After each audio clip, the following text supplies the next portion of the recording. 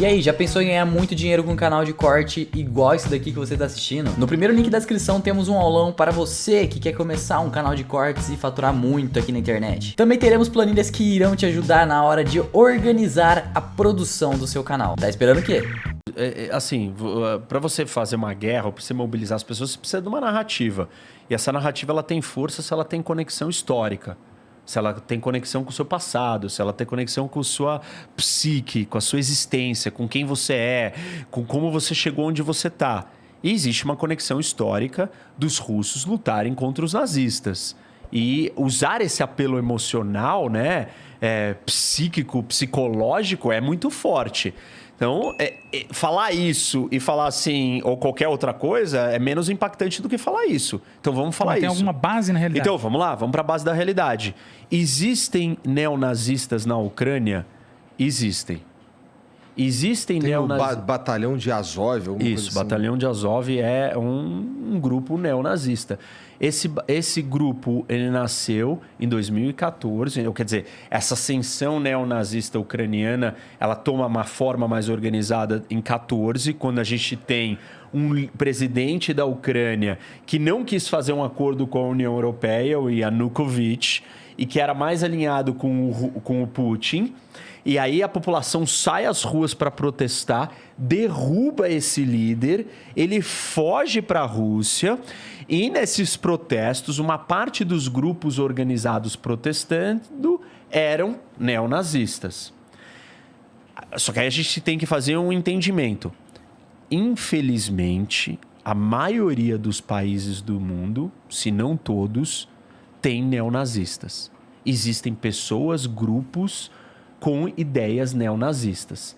A Rússia não tem neonazistas? Claro que tem. Movimento Imperialista Russo. Deem Google. Busquem. É um movimento neonazista russo.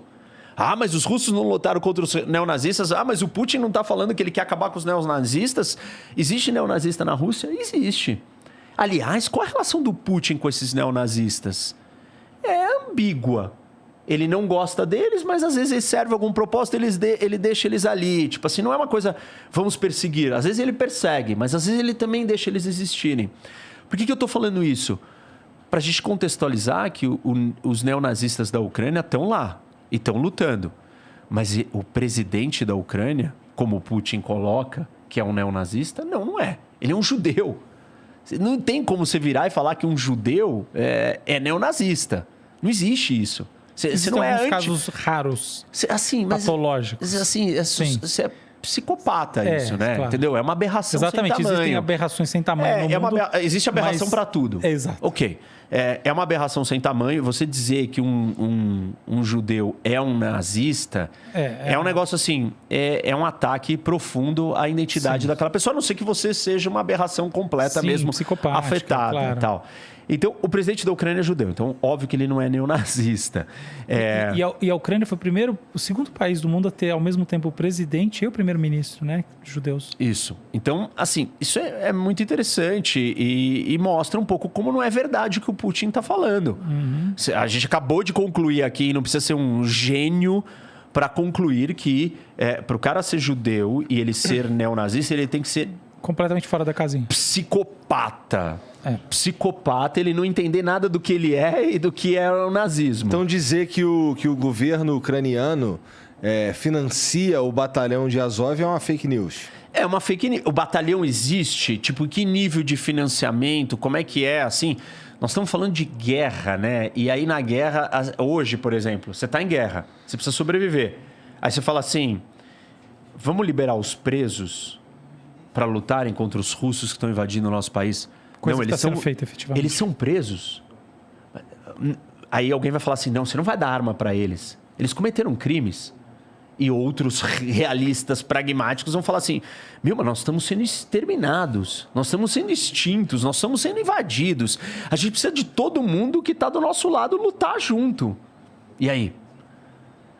Até que ponto isso não existe, entendeu? Assim, não dá pra gente cravar e falar com toda certeza que esse batalhão não tem suporte de combate. Eu entendo. Hoje na guerra, isso que você está falando aí faz algum sentido. Mas assim, um ano atrás, como é que você sabe dizer qual que era a relação do governo ucraniano com esse grupo?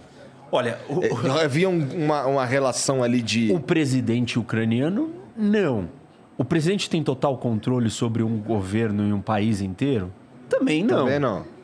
Assim, se tem elementos que alimentavam ele, a que grau, que nível, quanto isso é central, isso pode existir? Pode. Como você fala assim, existe corrupção na Suécia?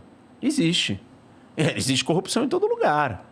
Existe problema em todo lugar. Não tem consistência plena. Eu não estou defendendo. E não posso afirmar com todas as forças que nunca houve nenhuma ajuda ali. Mas isso não é central. Isso não é uma peça de existência do DNA do regime ucraniano para o Putin usar isso como argumento. Agora, a Ucrânia não é necessário, não é o berço do próximo movimento nazista. O que aconteceu? Esse é um ponto importante para todo mundo entender e saber. Quando houve o combate no leste europeu de 2014 em diante dos separatistas que queriam se juntar à Rússia dentro da Ucrânia, esse grupo neonazista dentro da Ucrânia estava ali lutando. E isso atraiu neonazistas do mundo inteiro que queriam participar de um combate. Isso que você está dizendo é importante. Então, é mais ou menos quando os americanos foram para o Iraque e para o Afeganistão, atraíram todos os fundamentalistas jihadistas islâmicos para irem lá ter a chance de lutar contra americanos e matar americanos. A Ucrânia, nesse contexto, nesse cenário, com a ascensão deste grupo minoritário, virou um polo de atração de neonazistas de outros lugares do mundo isso é importante. Para ir lutar ali, porque existia um grupo organizado neonazista. A gente está falando de hoje isso? Isso foi de 2014 em diante. Tá. A gente tá hoje regiões separatistas. Tá. Nas regiões separatistas de 2014 em diante, porque a gente está tendo uma guerra desde 2014. Agora o argumento, que eu vou voltar no ponto pela terceira vez, é a recepção, do ponto de vista histórico, dos nazistas pelos nacionalistas ucranianos em 1941. Como você vê esse fenômeno? E como você... Em que sentido? É o seguinte, quando os nazistas invadiram a Ucrânia em 1941, e eles ocuparam até 1943, houve uma recepção por parte da população ucraniana positiva. Ou pelo menos essa é a... Por causa da fome. Então, é que tá. E essa é a grande discussão do ponto de vista histórico que os russos trazem faz muito tempo, e não só os russos, tá? É uma discussão que é recorrente, que diz assim, olha, existe um alinhamento muito anterior, muito mais arraigado com o nazismo na Ucrânia, que vem que está marcado, caracterizado neste fenômeno que acontece ali. Olha, a Ucrânia tinha, e quando a Alemanha começa a invadir, 1 milhão de judeus que foram mortos ali. Exato. É assim. Sim, mas isso é anterior à morte da população ucraniana pelos nazistas, tá? Tudo bem, mas o que eu estou dizendo é que a identidade judaica existiu ali. Muito fortemente. Muito forte. Claro. Ponto número 1. Ponto número 2. Dá para dizer que a Ucrânia não tem uma relação com o nazismo? Não dá. Mas aí eu não preciso achar que a Rússia... ou não tem sentido a Rússia clamar ou dizer que ela é a salvadora antinazista. Porque existiram os pogroms na Rússia, que é a perseguição antissemita. O nazismo é só uma da manifestação máxima, a pior de todas, a perseguição antissemita. Forte. Mas na Rússia existiu isso há muito tempo. Sim. Então, assim... na verdade, é quase que uma jogada retórica você virar e falar assim, eu estou combatendo os nazistas. Os nazistas queriam exterminar não só os judeus, outros, mas eram extremamente antissemitas. Os russos também foram antissemitas. Sim. Aí você fala para mim, não existiu antissemitismo na Ucrânia? Claro que existiu. Sim. Em níveis altos, existiu. E na Polônia também, e na Alemanha, em vários lugares. E na Europa inteira. Isso daqui não aconteceu na Alemanha. Sim. O nazismo não aconteceu na Alemanha essa só é uma coisa porque... que às vezes o pessoal não entende direito. Né? Não é os alemães decidiram fazer isso. Existiu uma percepção social que estava presente na Europa que comprou isso e se silenciou e se Exato. calou e falou, Tem legal, eu muito já não mais gosto desse culpados pelo povo Holocausto. mesmo. Exatamente, tem Eu já muito não mais gosto culpados pelo deles. Holocausto do que só os agentes principais e, obviamente, os agentes mais brutais da história da modernidade. Mas tem, Existe no existem vários grupos que foram imaginário.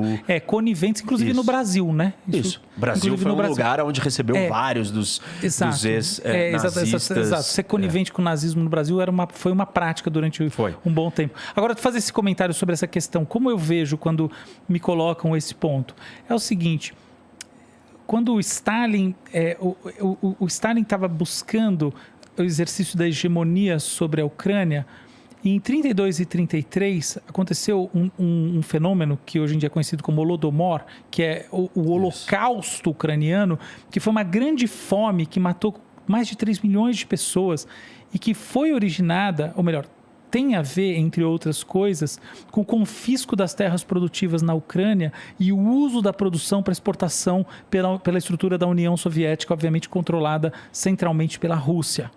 Então, o que acontece é que quando os nazistas invadem em 1941, numa época que a gente não tem internet, existe uma simetria de informação bem importante, muita gente acha que existe alguém que está chegando que vai tirar um invasor, para só algum tempo depois e pouco tempo depois descobrir que o novo invasor é muito mais carniceiro e psicopático e desumano do que o primeiro. E mata, inclusive, um número maior de pessoas, que passa de 4 milhões de pessoas. Então, quando alguém me fala assim, olha, mas e como é que você responde à questão da recepção pelos nacionalistas ucranianos de braços abertos dos nazistas, que alguns efetivamente fizeram isso? Eu, inclusive, fui buscar documentos históricos para entender melhor isso. São aquelas pessoas que passaram pela fome causada, desenhada do ponto de vista institucional pelo Stalin. Quando elas descobriram o que estava vindo depois, ou elas se opuseram, ou elas morreram, simplesmente. A maior parte morreu. Elas acharam que iam se livrar do Stalin e acabaram porque efetivamente caindo... elas se livraram, tá? Durante um período curtinho, foi isso que aconteceu. Isso, a Ucrânia ficou do meu ocupada. inimigo é meu amigo. Esse é o argumento. Então, quando alguém me fala da questão histórica da desnazificação, eu olho por esse ponto de vista e acho que não é um argumento muito bom do ponto de vista histórico por causa disso, porque se esquece um grande fenômeno muito sério e pouco que foi discutido, o genocídio, da pela fome. Imagina você morrer de fome. Quanto mais lenta a sua morte por sofrimento, pior. Não é a mesma coisa. Você apertar um botão, uma coisa e você desintegrar e você ficar definhando até a morte.